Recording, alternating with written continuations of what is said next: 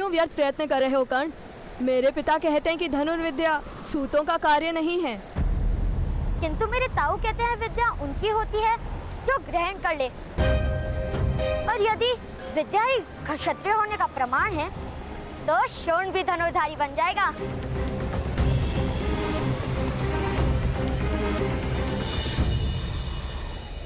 कर्ण के सामर्थ्य को समाज स्वीकार नहीं करेगा। सामर्थ्य कभी स्वीकार की याचना नहीं करता, नए समाज की रचना करता है। प्रार्थना नहीं, परिवर्तन करता है।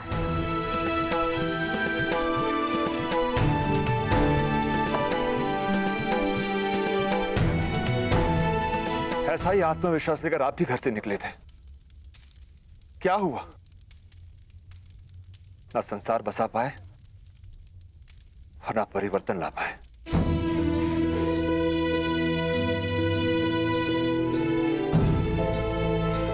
क्योंकि मुझ में सामर्थ्य कम था। किंतु कर्ण दिव्य है, वास्तव में दिव्य है। अवश्य किसी देवता का प्रसाद है ये तुम्हारा सौभाग्य है कि कर्ण ने तुम्हारे घर में जन्म लिया है। कर्ण वो है जो समय को बांधेगा, जो इतिहास का निर्माण करेगा, जो समाज में परिवर्तन लाएगा। मूर्खतापूर्ण बात मत करो। क्षत्रिय तो जन्म से ही होता है। तो क्या क्षत्रिय विद्या लेकर जन्म लेते हैं? हाँ अवश्य, इसीलिए तो कहते हैं धनुर्विद्या पर क्षत्रियों का अधिकार है। तो करो प्रदर्शन अपने क्षत्रिय होने का।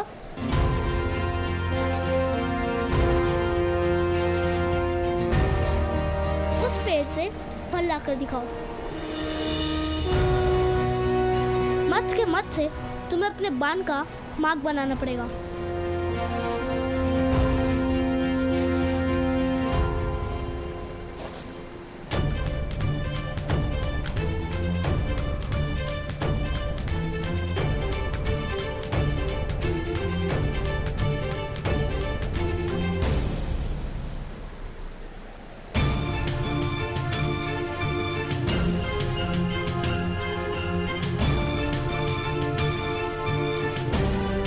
प्रथम तुम करके बताओ। किंतु शोण अभी क्षत्रिय नहीं बना, उसकी विद्या भी पूर्ण नहीं हुई। किंतु तुम तो क्षत्रिय हो, तुम तो विद्या लेकर जन्मे हो। तुम ही लक्ष्यभेद कर दो। नहीं, मैं लक्ष्य भेद नहीं कर सकता। अर्थात तुम क्षत्रिय नहीं हो। तुम क्या मेरे साथ प्रतियोगिता करोगे? पहले तुम मेरे भ्राताश्री को पराजित करके दिखाओ।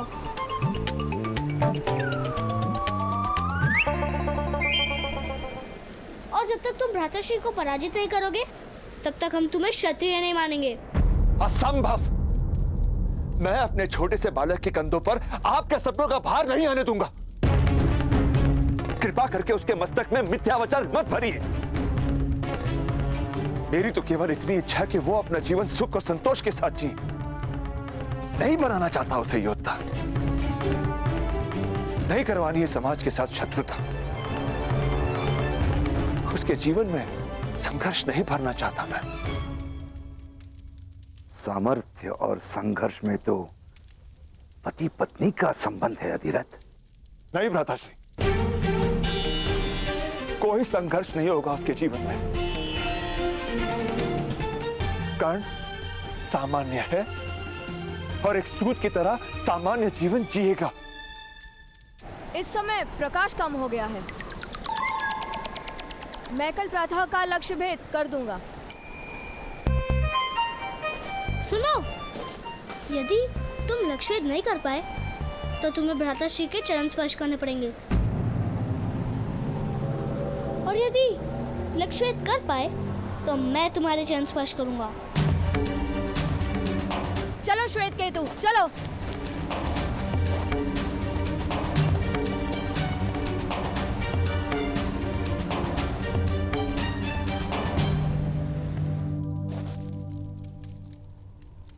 एक सूत के हाथ में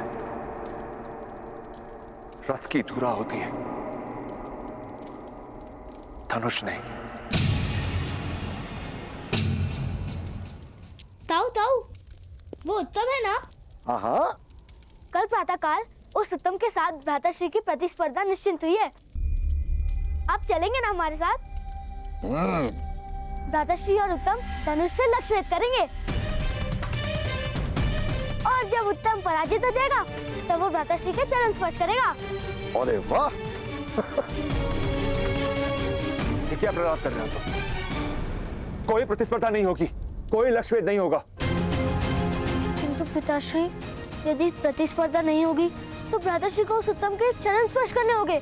तो कर्ण चरण स्पर्श नहीं, कड़ी बात करेगा।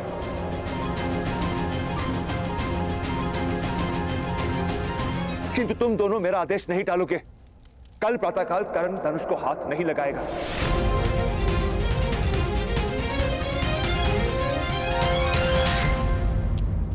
पिताश्री, कल प्रातःकाल मुझे आपके साथ आने का आदेश दीजिए ना।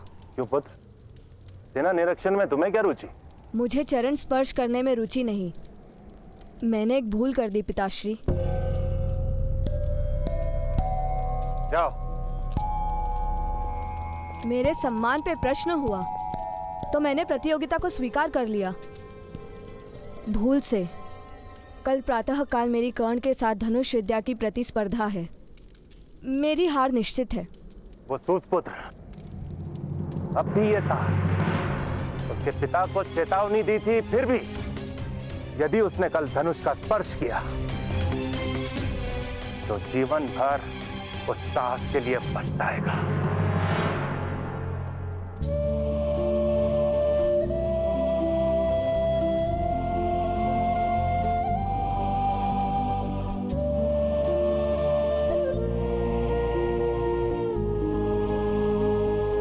तो कर्ण चरण स्पर्श नहीं, कड़ी बात करेगा। कल प्रातःकाल कर्ण धनुष को हाथ नहीं लगाएगा।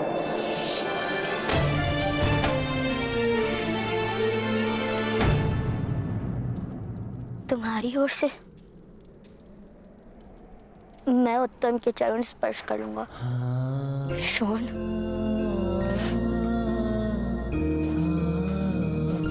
भ्राताश्री, आप उस उत्तम के चरण नहीं स्पर्श करेंगे।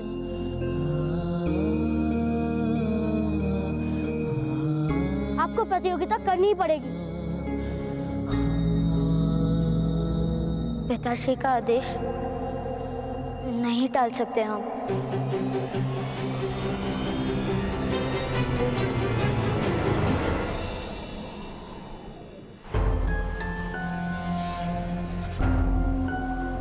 वो सूत पुत्र नहीं आएंगे। क्षत्रियों से प्रतियोगिता करने का साहस सूत पुत्र में नहीं होता पुत्र, और चरण स्पर्श करने की संभावना से वो कर्ण भयभीत हो गया होगा। चरण स्पर्श करवाने के लिए हम उनके घर चले पिताश्री? नहीं पुत्र, अब तो गांव के बीच वो कर्ण तुम्हारे चरण स्पर्श करेगा। चलो।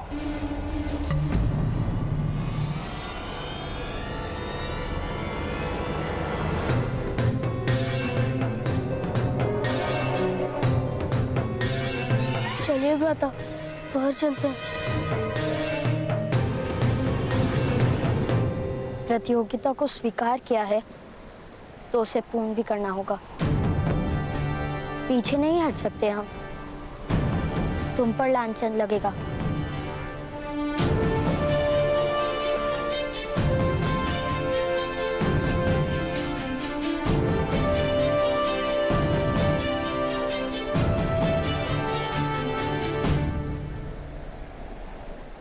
प्रतियोगिता करोगे कैसे पुत्र? तुम्हें तो धनुष चलाने का अधिकार ही नहीं है। उचित कह रहे हैं आप। पिताश्री ने हमें धनुष चलाने की अनुमति नहीं दी। अंत में तुम्हारे पिता को सत्य के दर्शन हो ही गए। आओ शोण, मेरे चरण तुम्हारी प्रतीक्षा कर रहे हैं।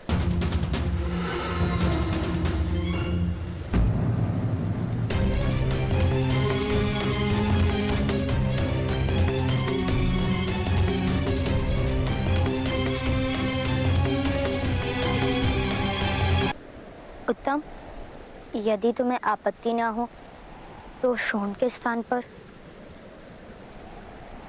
क्या मैं तुम्हारे चरण स्पर्श कर सकता हूँ? नहीं भ्राताश्री, आप उत्तम के चरण स्पर्श नहीं कर सकते। मैं ही उत्तम के चरण स्पर्श करूंगा। अरे दोनों ही कर लो। दूतों को चरण स्पर्श करने में लज्जा किस बात की?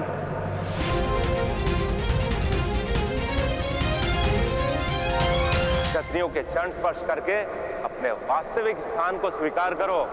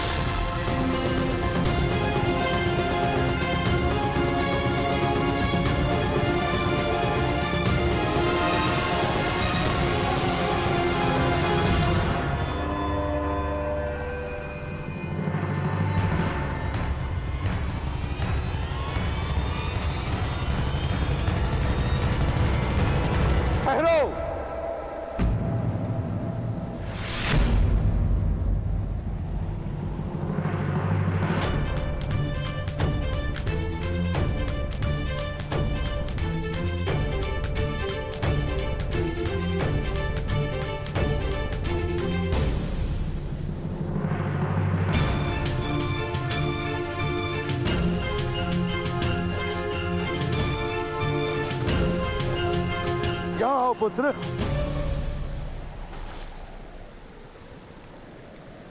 मध्यम महोदय, जब सूतों को धनुष स्पर्श करने का अधिकार ही नहीं तो प्रतियोगिता का आवाहन ही मिथ्या था। जय पराजय का प्रश्न ही कहां उठता है? तात्पर्य ये महोदय, यदि प्रतियोगिता ही नहीं हुई तो चरण स्पर्श ही क्यों? उचित कह रहे हो। चरण स्पर्श करने की कोई आवश्यकता नहीं। बस इन सूत पुत्र को अपना स्थान स्मरण रहे, वही काफी है। चलो तब। किंतु आपके पुत्र को तो धनुष स्पर्श करने का अधिकार है ना? ये यदि उसने लक्ष्य वेद नहीं किया तो उसे कर्ण के चरण स्पर्श करने होंगे। आओ आओ पुत्र उत्तम, आओ, कर्ण के चरण स्पर्श करो या लक्ष्य वेद करो। जाओ पुत्र, लक्ष्य भेद करो। जाओ।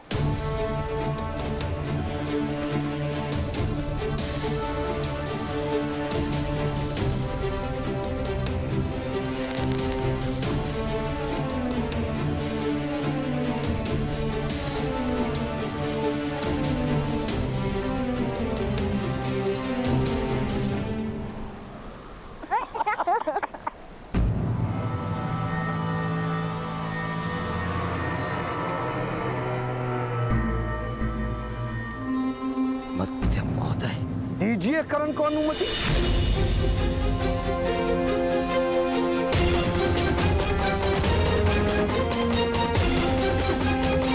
दीजिए कर्ण को अनुमति। पिताश्री ने हमें धनुष चलाने की अनुमति नहीं दी। अनुमति दी। आओ कर्ण, धनुष स्पर्श करो। जाओ पुत्र कर्ण, अपने सामर्थ्य का ज्ञान दे दो मध्य महोदय को। नहीं तो पिताश्री ने धनुष स्पर्श करने की अनुमति नहीं दी।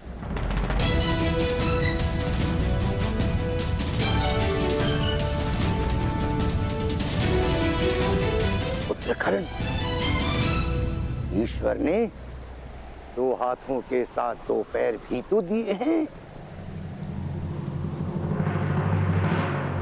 तुम्हारे पिताश्री ने तो केवल हाथों से धनुष ना स्पर्श करने का आदेश क्या है?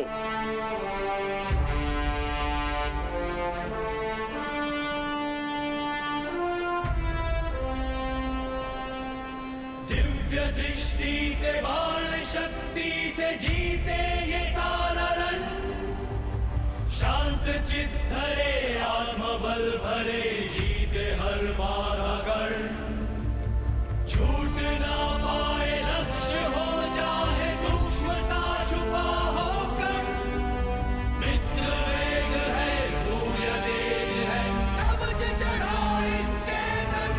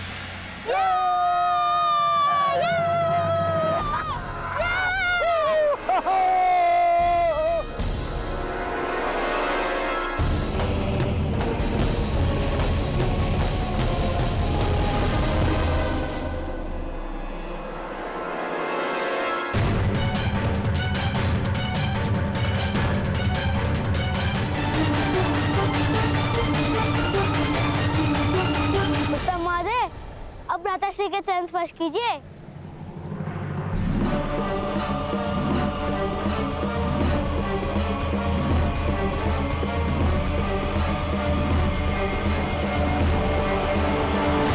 नहीं उत्तम, इसकी कोई आवश्यकता नहीं।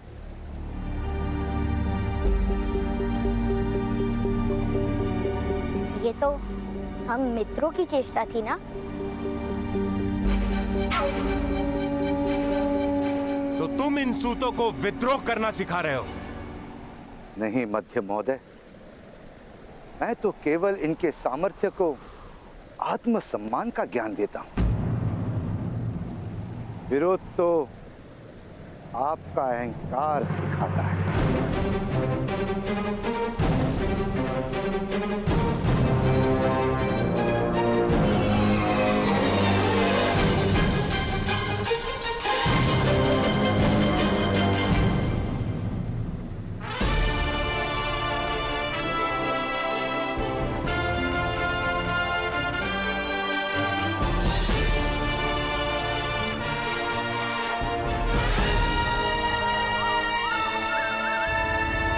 जय दुर्गा।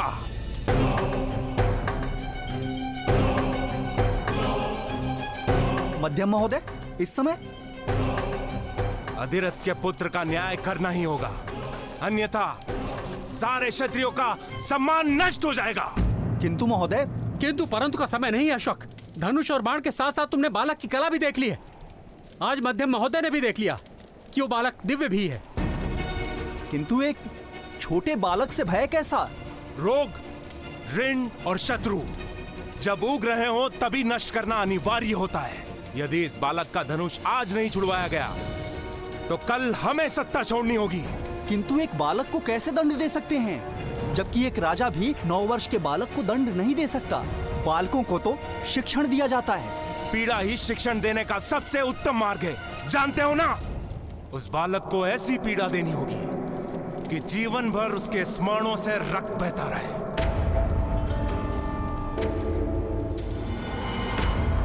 तुमने उसके ताऊ से दिव्य रथ प्राप्त किया था ना? ये रहा वो दिव्य रथ। जिस दिन से लिया उस दिन से टूटा पड़ा है। उसने कहा था कि यदि आपका हृदय शुद्ध रहेगा तभी ये रथ दिव्य रहेगा, अन्यथा ये सामान्य हो जाएगा। मूर्ख हो तुम। जिस तरह निम्न जाति में सामर्थ नहीं होता, उसी तरह नीम की काट से रथ नहीं बनता। चलो, तुम्हें ठगने के अपराध के लिए उसे बंदी बनाते हैं। कर्ण अपने ताऊ से बहुत प्रेम करता है। ताऊ की मृत्यु को वो कभी नहीं भूल पाएगा।